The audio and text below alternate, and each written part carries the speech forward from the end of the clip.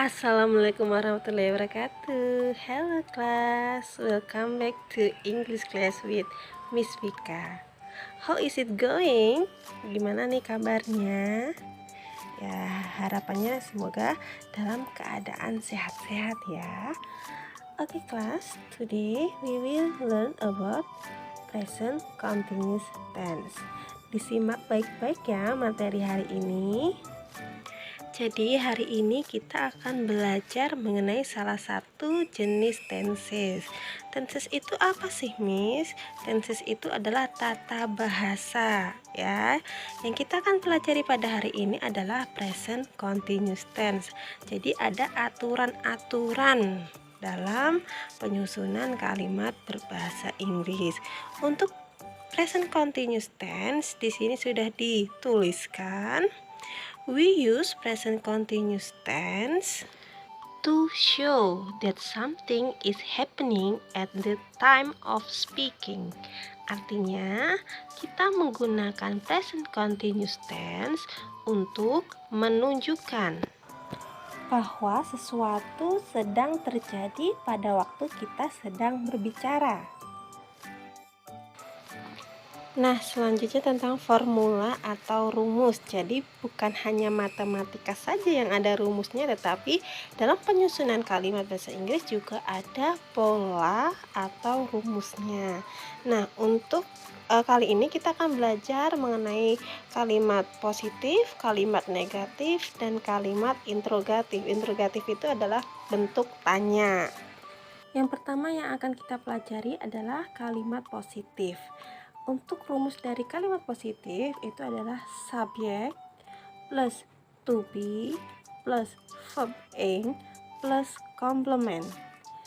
Subjek dalam bahasa Inggris itu ada beberapa, yaitu they, we, are, you, he, she, it.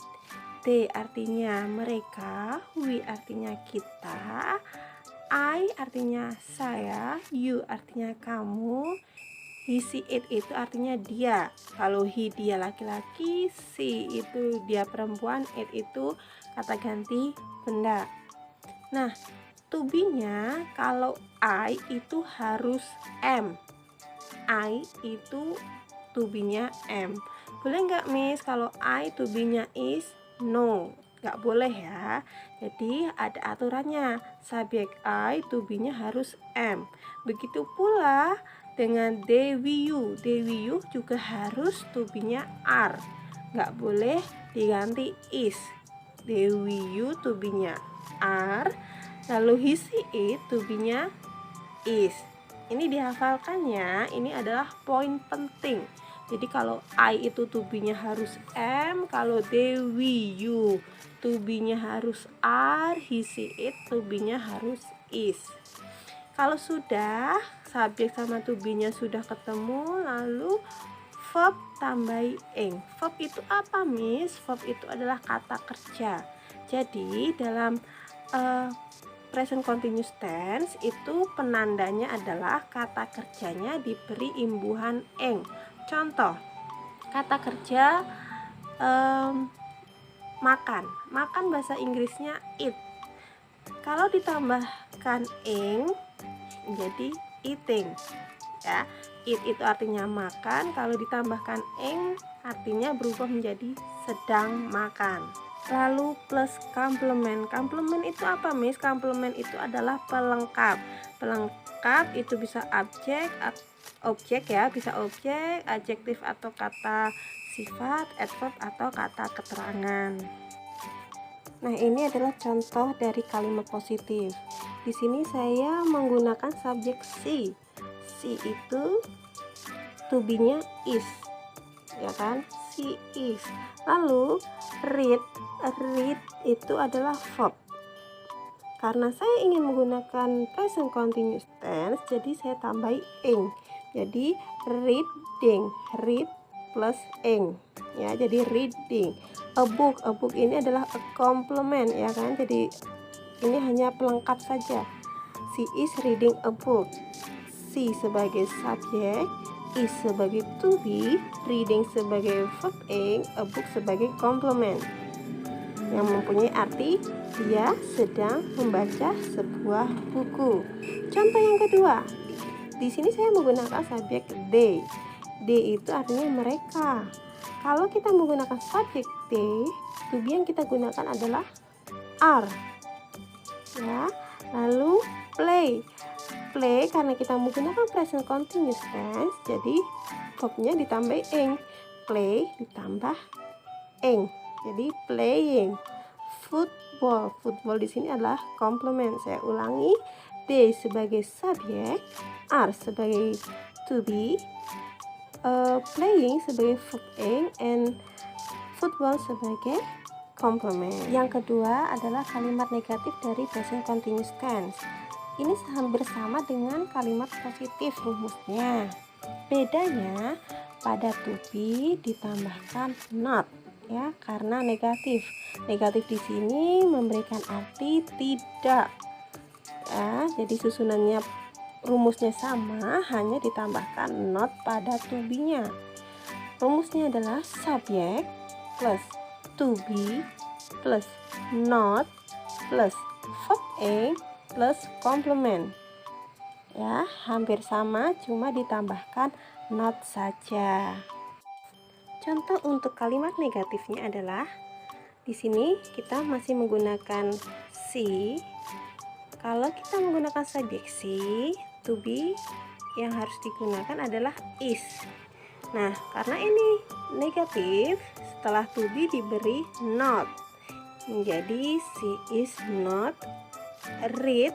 Read-nya adalah kata kerja, kita tambahkan ing menjadi reading a book sebagai komplement. Ya, jadi she is not reading a book, yang mempunyai arti dia tidak sedang membaca sebuah buku. Contoh yang kedua menggunakan subjek they. Karena subjeknya they, to be yang kita gunakan adalah are. Nah, karena ini kalimat negatif, pada are ini kita tambahkan not. Setelah itu verb ing-nya, verbnya adalah play, kita tambahkan ing menjadi playing, ya, menjadi playing. Football sebagai komplement, yaitu mempunyai arti mereka tidak sedang bermain sepak bola. Hampir sama dengan positif, hanya diberikan tambahan not pada kata setelah to be. Nah, yang terakhir adalah interrogatif atau bentuk tanya. Untuk pola atau rumus dari kalimat tanya ini hampir sama dengan kalimat positif. Kalau di kalimat positif tadi subjek dulu baru to be, kalau di interrogatif atau kalimat tanya itu dibalik. To be dulu baru subjek. Bisa dipahami? Kalau di kalimat positif tadi kan subjek plus to be plus verb ing plus komplement. Nah, kalau di interrogatif itu to be plus subjek plus verb ing plus komplement. Dan jangan lupa diberikan tanda tanya. Jadi untuk rumus dari interrogatif itu adalah to be plus subjek plus verb ing plus komplement plus question mark atau tanda tanya. Nah, ini adalah contoh dari kalimat interrogatif atau kalimat tanya. Kita menggunakan to be dulu baru subjek. To be yang digunakan adalah is dan subjeknya adalah she. Lalu verb ing, reading a book sebagai komplement, dan jangan lupa tanda tanya. Nah, arti dari kalimat ini berubah juga menjadi kalimat tanya yang artinya apakah dia sedang membaca sebuah buku.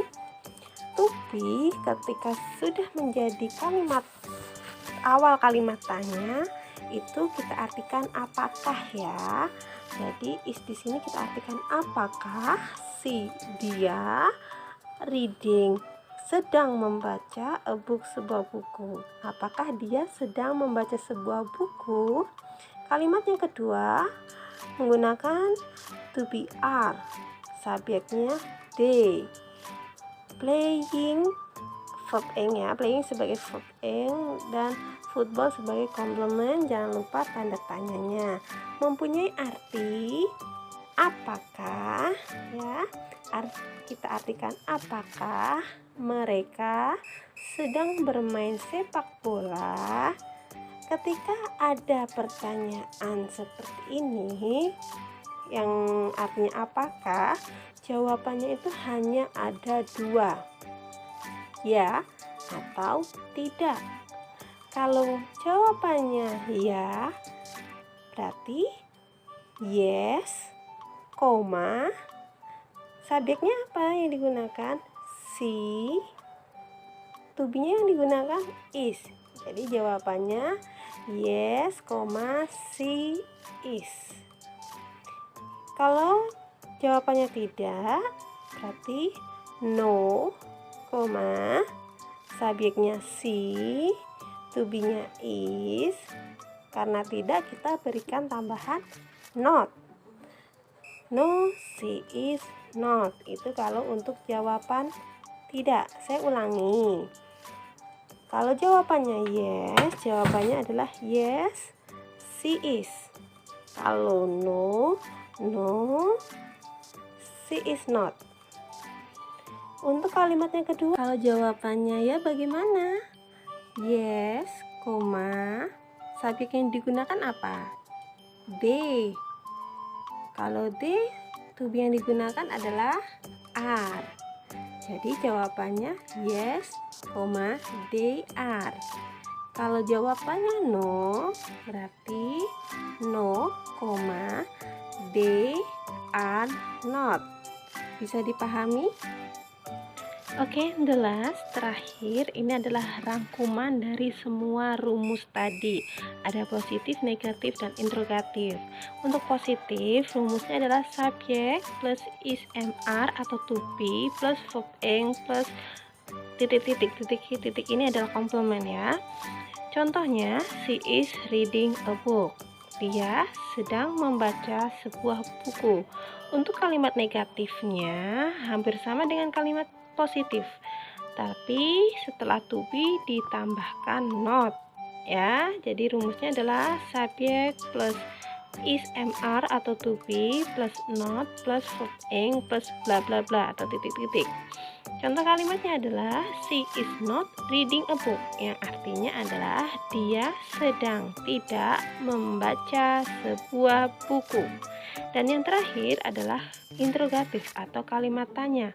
Rumusnya adalah to be terlebih dahulu atau is ma plus subjek plus verb ing plus titik. Dan jangan lupa tanda tanya. Contoh kalimatnya adalah is she reading a book, yang artinya apakah dia sedang membaca sebuah buku. Oke student, itu adalah materi kita pada hari ini mengenai present continuous tense. Present continuous tense itu adalah kalimat yang kita gunakan untuk menyatakan suatu aktivitas yang sedang terjadi pada saat kita sedang bicara. Nah, ketika verb ditambahkan ing itu memberi arti sedang ya. Jadi misal play tambah ing itu berarti sedang bermain. Play kan bermain, ketika ditambahi ing itu menjadi sedang bermain.